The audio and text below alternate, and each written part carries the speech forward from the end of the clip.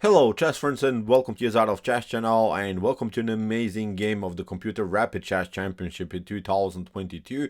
We have here the two top engines, Stockfish 15 and Lc0, battling it out in a very beautiful Caro-Kann defense in the so-called advanced variation, which transposed then into the so-called Botvinnik-Carls defense that was prearranged by the organizer. And I always like to say there are three things that you should choose wisely in your life. First of all, what you should choose wisely is of course your life partner. If you mess this up, you could really have a horrible life. But also your profession is something that you should choose wisely. If you don't if you're not happy at work, I think you could also have a miserable life. But when it comes to chess, the third important thing I think in life is to choose wisely your opening repertoire. I know many players now that have played only the Caro-Kann defense for 20 or 25 years, but now when you watch for instance this game, I think you should really choose wisely your opening, because the Caro-Kann can be really a passive opening, and here the Stockfish engine will really brutalize, will really dismantle this opening in such a sharper way. So as I said, you should really choose wisely your opening repertoire, because you can really mess it up. So let's see now the game. Stockfish 15 against Lc0 in a beautiful Botvinnik-Carls defense of the Caro-Kann defense. So here Stockfish opened with the move e4. We have c6 by Lila, the Caro-Kann, d4 occupying of course the center of the board, d5 breaking in the center, and now after move e5 we have the advanced variation. Now usually you should play here the move bishop to f5, but now comes the so-called Botvinnik-Carls defense with the move c5. So we are breaking immediately the center of the board, which is also not such a bad line, but there are of course the good side about this line, there are also bad side about this line. I think the downside about this particular line is of course you are breaking the center, but you have to fix the pawn structure later with the move e6. And whenever that happens, whenever you lock here the diagonal, whenever you're keeping a compact pawn structure with the move e6, then of course you're also blocking out your light square bishop. So the light square bishop becomes many times a passive piece. The light square bishop doesn't have then later a good activity in the game. So that's I think the downside about this particular variation. So in the continuation, knight to f3 was played by Stockfish 15. Lila takes, c takes d4, knight to d4, and now after move e6, the normal continuation here for white is to play knight to d2, and from that square you can maybe play knight to b3, or maybe even more accurate you can play knight to f3. But now Stockfish goes very aggressively into the game with the move c4, breaks immediately the center of the board, which is really wild line. In the continuation, knight to c6, Lila challenges now the center, and now knight to c3 here played by Stockfish, continue the pressure around the square d5. So knight to e5 is not a possibility here in the game. This wasn't of course played in the game. Knight to e5 would be risky because you're placing the knight where already the king is, so we are placing your knight here on the e file, and the e file will get opened with c takes d5, e takes d5.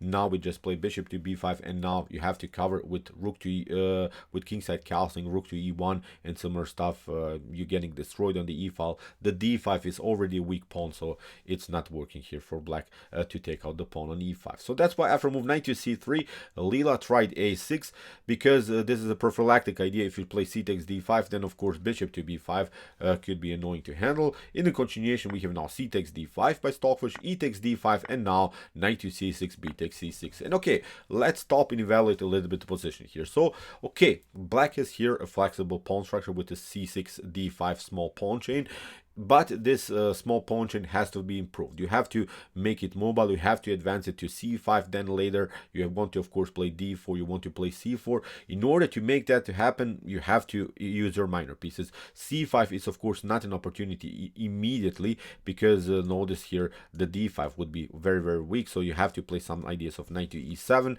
and similar stuff. First of all, you have to develop of course your dark square bishop, so it's a long run to make something with your pawn chain here on the queen side. Also, the downside I think for black a little bit here is that you cannot use your normal square f6 for the knight. Many times you're playing knight to f6, and then the knight is a good defender of the king, so it's also something that bothers I think black in the continuation of the game. In order to develop the knight, you have to use the e7 square, so it's I think not a natural square for the knight. So we should not forget about this, because it will play a very important role in the continuation of the game. So after b takes c6, we have bishop to d3. You see Stockfish is slowly but surely building building an attacking formation. You know, when Stockfish is building this brutal attacking formations, then really wild things can happen, especially because of the fact when the bishops are aiming like this, when there are some imbalanced pawn structures, because we can already notice that here it's already a 4 versus 3 pawn majority by white against black. So white has always the opportunity to push the pawns here on the king side and really make some madness. So as I said, black has of course a certain activity on the queen side, but as we said, it's a slow run to make this c5 move happen. So here the continuation, bishop to c5, developing the bishop on the most active square, queen to c2, targeting the pawn on h7, knight to g6, here played by knight to e7, pardon me, here by Lila-0, with the preparation to play the move knight to g6. Bishop to h7 is of course not an opportunity immediately, because we'll simply lock the bishop with g6, and now the bishop is trapped. Even if you give it up, still we have the opportunity to take out with the knight, so you just lost a piece here, so it's not working. So in the continuation, after knight to e7, kingside castling played by Stockfish 15, we have bishop to d4, attacking the pawn on e5, and now bishop to f4, protecting simply the pawn on e5. So in the continuation, we have now h6. Here Lila is trying to keep this g5 square covered. Even if you try some ideas of knight to g6, maybe continuing the pressure here around the square e5, we can simply play bishop to g3, because again you're not able to take out here the pawn on e5. We get bishop to e5, bishop to e5, a rook to e1, then with f4 we'll simply grab the piece, so you'll lose the piece for sure. So it's not working. So after move bishop to f4, as we said, h6 was played by Lila-0, rook from a to e1, and you see now Stockfish builds really a monstrous attacking formation. This rook jumps now suddenly to the e file. This rook is on the f file, so in the later stage we want to play f4, f5 using our pawn majority. The bishop is very active on f4, and we have now a powerful bishop and queen battery on light squares. The knight, maybe it doesn't have a good activity so far, but at least it's preventing the c5 ideas by black. So as I said, then of course the d5 is a vulnerable piece. So in the continuation, we have now bishop to a7 played by Lila-0, knight to e2, searching for new opportunities for the knight, because as we said, the knight is not good. Maybe here knight to g3, knight to f5, knight to h5 is an opportunity for white. So in the continuation, now finally c5, threatening some ideas of c4, d4 and similar stuff. So that's why b3, preventing here the move c4 by black. In the continuation, kingside castling, and now knight to g3, here rerouting the knight on a better square. And now, as we said, the knight is very active here, targeting the f5 square, but also the weak h5 square. So in the continuation, knight to c6 played by Lila-0, we have queen to d2. Stockfish changes now the direction of the attack, because there is simply no target anymore. The h7 is advanced, so now the h6 is weak, so Stockfish targets a new weakness in the position. We have queen to h4, and now knight to f5, here played by Stockfish, targeting of course the queen, but also the pawn on h6. We have here queen to h5. If you play bishop to f5, then of course bishop to f5 is going to happen. Then we want to play something like bishop to h3, maybe bishop to g3, king to h1, f4 and similar stuff. So let's look at this. As we said, bishop to h3, bishop to g3, targeting the queen, king to h1, f4, f5, e6 is an opportunity. So the pawn on d5 is weak. Many already tactical problems here in black's position. So that's why here after move knight to f5, Lila played queen to h5, still protecting of course the pawn on h6, but Stockfish is not losing any time here, sacrifices the knight immediately, sensed of course there's simply too much tension around the queen, and simply gives up the piece. But now the position is simply exploding here on the king side. So knight to h6, g takes h6, rook to e3, and now of course there are threats of rook to g3, rook to h3, whatever the position is allowing us. But I think the rook list is very important here, including the rook into the game. We have a clear target, also the weak pawn on h6. The king is in danger, so many of these pieces are of course active. We cannot say that this is a bad bishop. We cannot also say this is a bad knight. We cannot also say that this is a bad bishop, but still I kind of feel that these pieces are simply too far away from the action, so it's really hard to include them into the defense. So in the continuation, we have king to h8 played by Lila-0, bishop to e2, attacking the queen queen to h4, bishop to g3, queen to e7, and now a beautiful move, beautiful attacking move here by Stockfish, rook to e4, liberating now the long diagonal for the queen, targeting of course the weak pawn on h6. Let's see now what happens if you play here queen to d takes e4, then we play here bishop to h4, queen to h6, pardon me, then we play here bishop to h4. First we have to take out of course the pawn. Now the queen has to move, you have to maybe use this square, queen to e5, but now with bishop to f6 you have to give up the queen for the bishop or you get checkmated. So okay, maybe in some occasions you could play this position, but this is still a naked king. The king is simply too endangered, the knight is hanging on c6, so it's in my opinion not working here for black. Maybe this was even the best continuation for black to go into this tactical sequence, giving up more material just in order to secure the king. But in the continuation, after rook to e4 here, Lila-0 tried queen to e6. Now Stockfish simply reroutes the rook here on h4, and now still the h6 is a long-term weakness. So that's why king to g7, we have bishop to f4. Stockfish continues the pressure around the square h6, forces now, just move the screen here. So here in the continuation we have rook to h8, simply protecting for the h6 weakness. Now bishop to f3, targeting also here the pawn on d5. So we have now knight to e7. This move makes sense because here Lila is using now a new defender into the game. At least Lila is protecting the pawn on d5.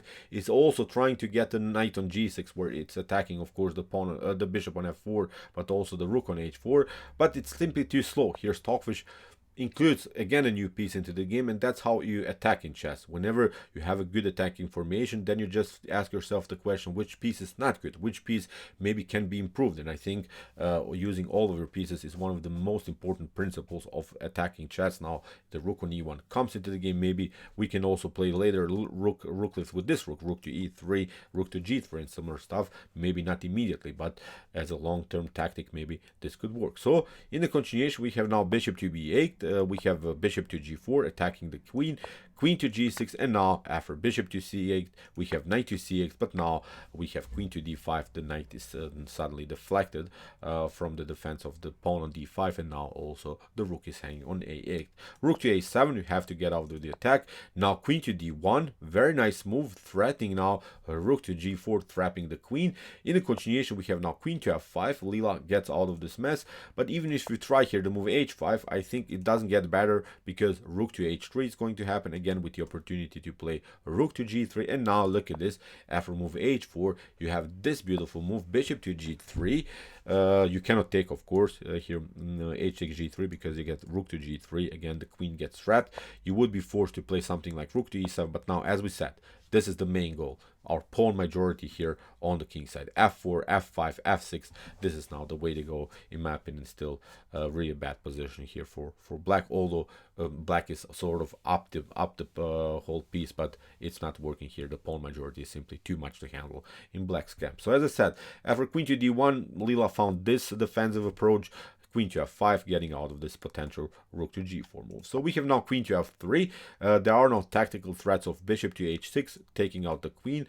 Lila has to be careful. That's why knight to e7, protecting now the queen. In the continuation, we have now e6. Really good move here by Stockfish, opening the position, but also targeting here the bishop on b8. So here in the continuation we have f takes e6, we have queen to g3, but not only the king is under fire, also now the bishop is hanging here on b8. For instance, in this position, if you take out of course here the bishop, then rook to f4, and then you get destroyed here around the square f7. So this is also not working. So that's why, as we said, e6, f takes e6, we have queen to g3, and now finally Stockfish simply traps the bishop here on b8.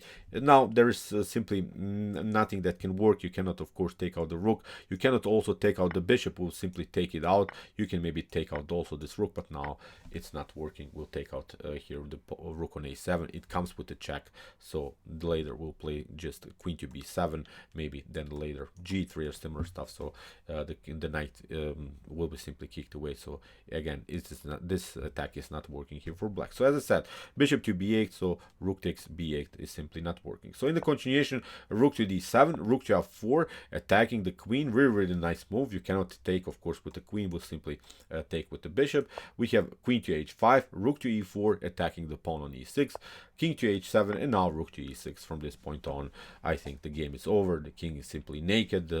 White simply grabbed too much material, I think. Although Lila-C0 tried at this one, tried some kind of an attack on the g file, but it's also not working. Here in the continuation, bishop to d6 was played by Stockfish 15. Lila gets this attack on the g file, but Stockfish calculated this in a beautiful way. Played now queen to d3, and what you can do maybe is to play the move king to h8, getting out of the attack. But now look at this with bishop to e5, maybe queen to e5. You're sacrificing something just in order maybe to have an activity on the g file, but actually the point is that you don't want to take out the queen, you want to just take out the pawn, and now here you get even checkmated on h7. So really good moves here by Stockfish. So after queen to d3, you have to play queen to f5, and now Stockfish just simplifies the game. Knight to f5, g3, and now the g file is locked. No sacrifices are possible, so it's now basically game over here for black. So knight to d4, bishop to rook to f6, rook to c8, king to g2, improving simply the position of the king. We have the rook to c6, bishop to e5, rook takes f6, bishop to f6. Stockfish simply continues with the check, grabs now also the knight, and goes into a favorable endgame. He's simply taking out this pawn and has now 3 pawns more here than Lila-C0. So of course this is completely winning endgame here for white. So king to g7, rook to d5, rook to c2, rook to a5. Stockfish continues here to push the pawns, grabs also this pawn, simply attacks also this weakness. We have now rook to h5, rook takes a4. Stockfish grabs now the pawn on h4, simply now pushing the pawn further. Okay, you have some checks, but it's not working. Stockfish simply continues here to push the pawns. Stockfish simply promoted to a new queen. Here a couple of checks, and after queen to g7, it was simply game over. So incredible game. I think how Stockfish is targeting the weaknesses in black's position is really amazing. When it senses that it has a decent activity, when it senses that it has a great attacking formation, you see how devastating, how monstrous these tactics are. It simply destroys the whole pawn chain in front of the king, and then the game was basically over, went into a favorable endgame, and really destroyed the beautiful Caro-Kann defense. So okay, I hope that you enjoyed the game. I really enjoyed it a lot. If you want to see more about the Caro-Kann defense, please check out our mini series that we have here, some more games that we have analyzed before. Here's the link of our playlist, and if you want to see maybe some other games played by Stockfish and some other top engines, check out our commented chess games played by computer series. Here's also the link, and if you like this content, don't forget to subscribe to my channel. See you soon with some more videos, and what to say, chess is the best, of course.